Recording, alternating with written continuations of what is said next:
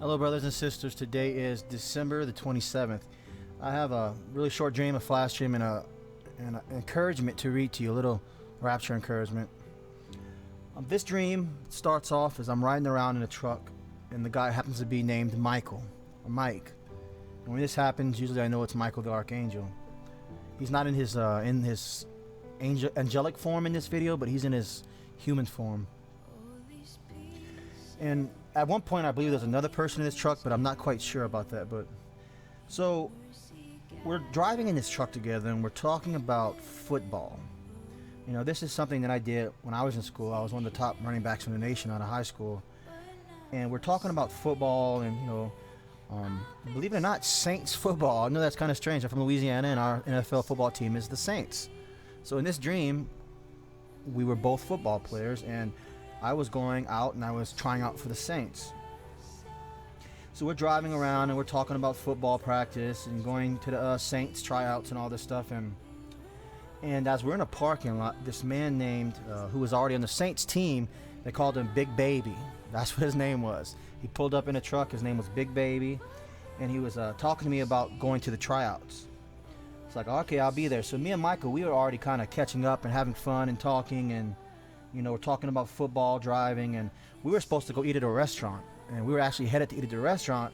But in my mind, while I was thinking about the restaurant, I was thinking, I wonder if Michael would mind dropping me off at the tryouts. So as we're talking about football, I tell Michael, I says, isn't it so strange that one day you can run a 4.5 in the 40 and the next a 5? Like, it's unpredictable. 4.5 is extremely fast in football, and a 5 for NFL is slow. And I was like, isn't it so strange how, you know, one day you could be Speedy Gonzalez running a 4.5 and the next day just be off and then you're running so slow. And he kind of like was nodding his head to me and all that. And so he also tells me, he says, I'm also a football player. So this is what he told me. I'm also a football player. So I think this football player is symbolic for angelic stuff, archangel type stuff. And so he ends up dropping me off at the Saints tryouts. And you know, I pull up to a football field and there's this fence and there's all these lines set up where the running backs were all running drills. And I kind of get behind one of the coaches and he says, like, he whispers to me to give me a heads up. He's like, hey, go behind Coach Derek. You know, because Derek kind of like hinted to me that he was the one with the, he was the one picking the player who would play. Like, he was like, give me a heads up. I go behind Derek because he let him see you, because he'll pick you to be in the Saints and play. So I was pretty much like, okay, thank you. And I went behind Derek and I'm in the line to play. And before I get to the next part, I looked up Derek, and Derek means people's ruler. It also, if you spell it differently, can mean like the way, or like a path, the way. And then, you know, so I'm in line, guys, and I'm in line, and there's this guy in front of me, and his, you know, this guy tended to be a little hateful, kind of one of the other running backs. He didn't like me being there. He says to me, "You back again?" So think about it. See something, you back again? So I think this is really symbolic. I won't go into it in depth in this video, but you know, remember I was telling you guys about missions, going on different missions for God. But he was saying, so like, you back again? So I kind of took that as maybe meaning spiritually I was back where in that place again, and he didn't like it too much. And I said, what's the matter? Kind of with a giggle, you know, I was not saying it meanly. I was like joking with him. I was like, what's the matter? What's the matter? You afraid of a little competition? You know, I kind of giggled, and I got in line, and it was my turn. So I went and ran like a 10-yard hook route, you know, where I run 10 yards and you plant your feet, you turn around, and they threw the ball. And the ball was really thrown bad behind me, but I caught it. You know, I laid out, and, you know, and I caught the ball. And that was pretty much it for that particular dream. But I will share a few flash dreams with you. And the next one I saw, as far as flash dreams, I saw a tree house. I'm not sure what it meant, but I saw a tree house and I saw a bunch of angels coming out of it. I saw somebody walking with a white t-shirt, and on the back of the t-shirt there was a red outline of a white angel with wings. So he had a white t-shirt, so the only thing I really could see was a red outline, kind of like if you took a red pen and you marked, like you drew a wing just with the outline. That was on the back of the shirt.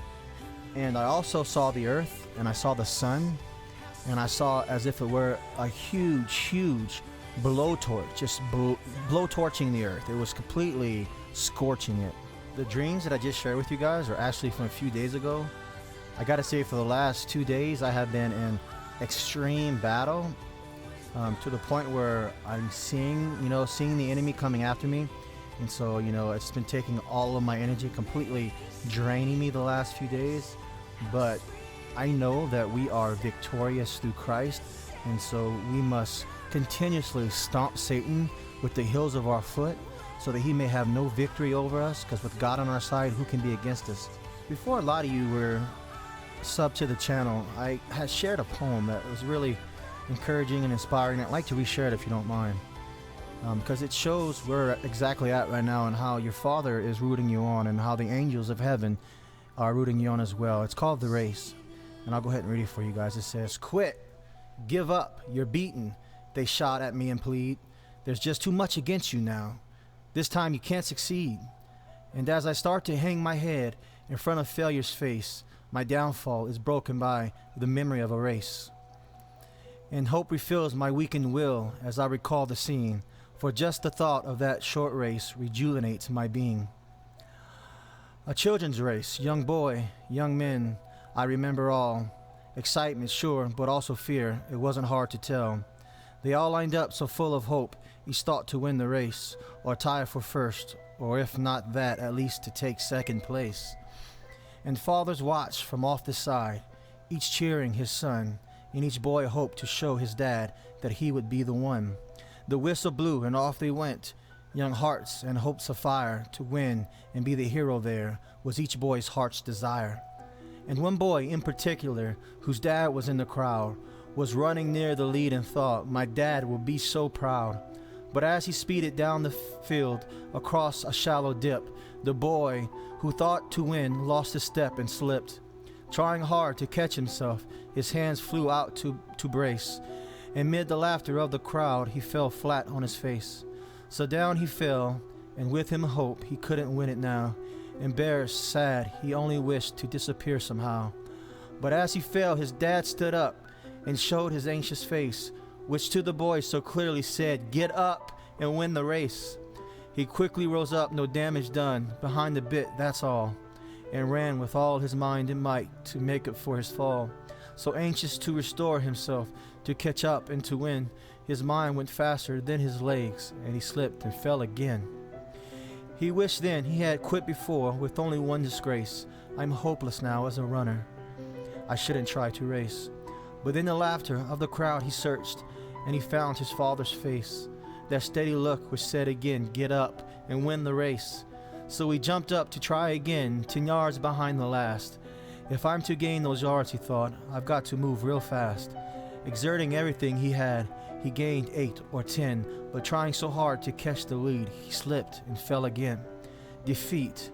He lied there silently, and tears dropped from his eye. There's no sense in running now. 3 strikes, I'm out. Why try? The will to rise had disappeared. All hope had fled away. So far behind, so error-prone, a loser all the way. I've lost, so what's the use, he thought. I live with my disgrace. But then he thought about his dad, who soon he'd have to face. Get up, an echo sounded low. Get up and take your place. You weren't meant for failure here. Get up and win the race. With borrowed will, he got up and said, you haven't lost it all, for winning is no more than this, to rise each time you fall. So up he rose to run once more, and with a new commit, he resolved that win or lose, he at least wouldn't quit. So far behind the others now, the most he'd ever been, still he gave it all he had, and ran as though to win. 3 times he'd fallen, stumbled, 3 times he rose again, too far behind to hope to win, he still ran to the end. They cheered the winning runner as he crossed the finish line, first place, head high and proud and happy, no falling, no disgrace. But when the fallen youngster crossed the line, last place, the crowd gave him the greatest cheer for finishing the race. And even though he came in last, with head bowed low, unproud, you would have thought he won the race to listen to the crowd. And to his dad, he sadly said, I didn't do too well. To me you won, his father said. You rose each time you fell. And when things seem dark and hard and difficult to face, the memory of that boy helps me in my race. For all of life is like that race, with ups and downs and all you have to do to win is rise each time you fall. Quit, give up, you're beaten, they still shout in my face, but another voice within me says, get up and win the race. End poem. Brothers and sisters, how is this not like the race of life that we go through now? Your Father loves you. He is standing there with the crowds of heaven cheering you on. Him and Jesus and the Holy Spirit are sitting there cheering you on. He loves you. He's shedding tears because he loves you so much, because he wants you to succeed. It doesn't matter how many times you have fell in this life. We all fall short of the glory of God. But he's telling you every time you fall, brothers and sisters, to get up, get up, get up, and finish the race as strong as you can. It doesn't matter what place you get in. What matters is that you finish. All of us in our lives were dealt different situations. We were born into different families, different levels of difficultness. But it really doesn't matter, brothers and sisters, because all your Father cares about is that you got up and that you finished the race. And I say these things in the name of Jesus Christ. Amen. When I was growing up, I had a very childlike faith. I just remember Jesus being really real to me. I grew up as an only child, and my dad traveled a lot, so my mom was left to kind of be both parents. Youngest sibling, the only girl of 3 older brothers, and I had a great childhood. I was abused as a child. This caused a lot of confusion for me.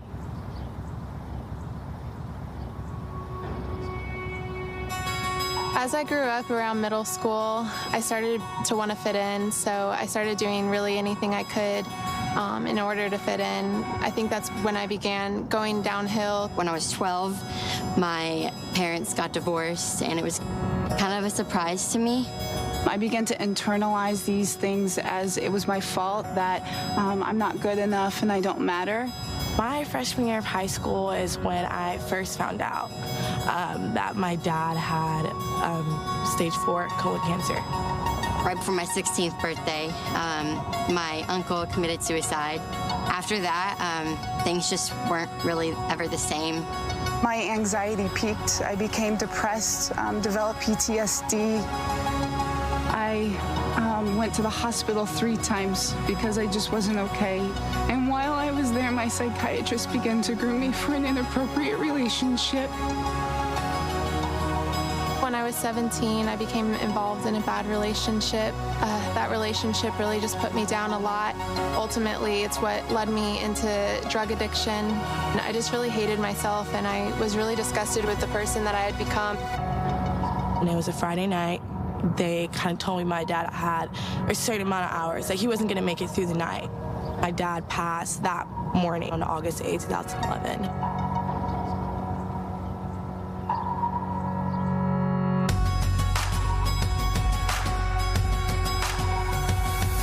Spend today in a conversation in the mirror, face to face with somebody less than perfect.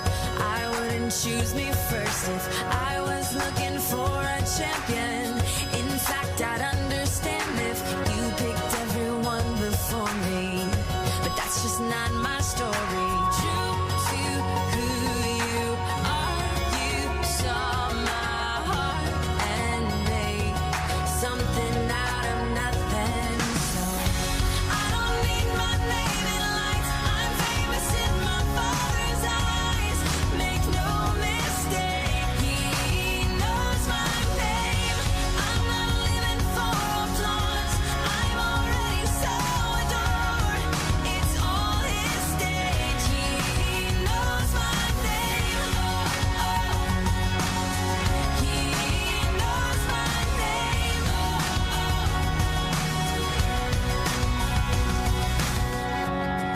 It was my senior year of high school. I started just losing a lot of weight and not paying attention and not really caring. Soon after that, I started self-harming, and that just led me down a deeper path of destruction. I got really sick, and my mom decided that it would be best for me to go to the hospital. I felt deep within that this wasn't okay, and just with my mental status, and just He turned it and put the responsibility back on me. I was discharged and I left his house and went to commit suicide again because I was just so devastated. I thought that I had no worth. I had no true friends around me. I pushed my family away from me. I began stealing and shoplifting and just doing whatever I could to make it through the day. During that time, I knew God was there and I knew that He existed, but I really just didn't think He wanted anything to do with me. I thought I was unredeemable. I thought He was nowhere in sight. Little did I know He was right by my side that whole time, and He was there. He was guiding me closer to Him, and I didn't even know. I just had to be strong. And so I didn't really allow myself time to grieve at all. Right around my junior years when I just started partying a lot and drinking a ton, then I thought it was just a phase, but really it was just me numbing every feeling. My relationship with God was, after my dad died, was completely non-existent. Week after I graduated high school, I found out that I was 5 months pregnant. It was just a very depressing and lonely place. Didn't really make things any better for me until one night that I almost committed suicide. And that's when I finally decided that I needed to go to Mercy. I came to 25, 26 hours later, and he picked me up at the hotel. To make matters even more complicated and just more a deeper sense of guilt and shame, because I didn't have a place to live, he invited me to live with him, and I stayed there. I drove to where my parents live, 16 hours away, and waited until I heard back from Mercy Ministries. In January of 2011, I walked through the doors of Mercy Ministries and I knew everything was going to be okay. I didn't know what to expect, but I just knew. I was in a house just with a bunch of people, and a scary situation happened to me. And I remember just afterwards, I was just done with it, and I was looking at my life, and I just realized that I wanted more out of my life. And I called my dad and had him come pick me up, and he took me home, and him and my mom walked me through the rest of the application process to Mercy. My world crashed, and I didn't know what to do. I hated myself, and I was really disappointed in myself, and I thought horrible things, and so I was really lost and broken, and I didn't know what I was going to do. I knew I needed to go somewhere other than my home to deal with everything that was going on with me. I'm not meant to just stay quiet. I'm meant to be a lion. I'll roar beyond a song with every moment that I've got. True to who you are, you saw my heart and made something out of nothing. I don't need my name in lights. I'm famous in my Father's eyes.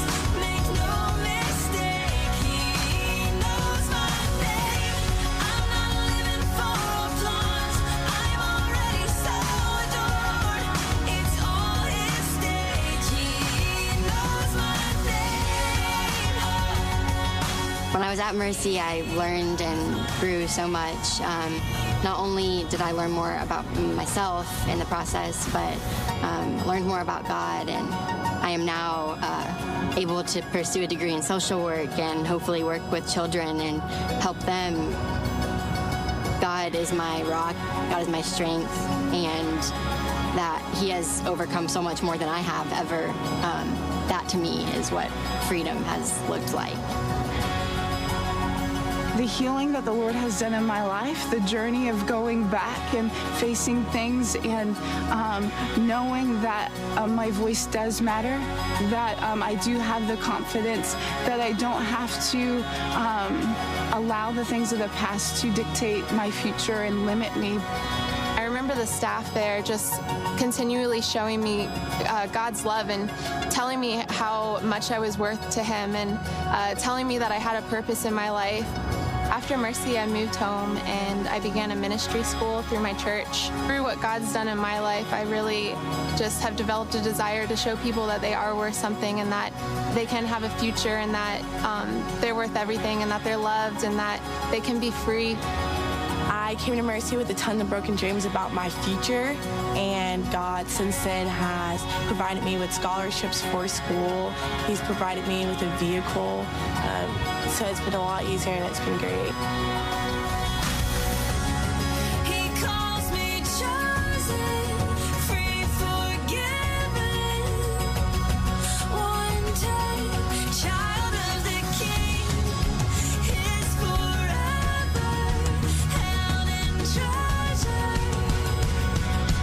I am loved. I don't need my name in lights.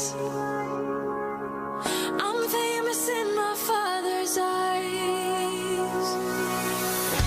I don't need my name in lights. I'm famous in my Father's eyes. Make no mistake, He knows my name. I'm not living for applause. I'm already so adored.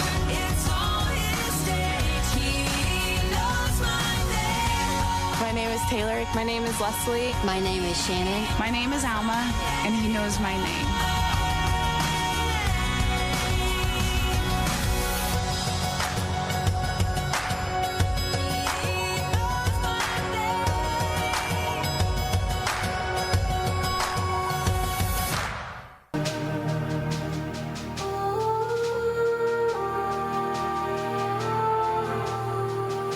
You've come in the final days. All-knowing God has held you in reserve for nearly 6,000 years. You have been waiting for a marked generation.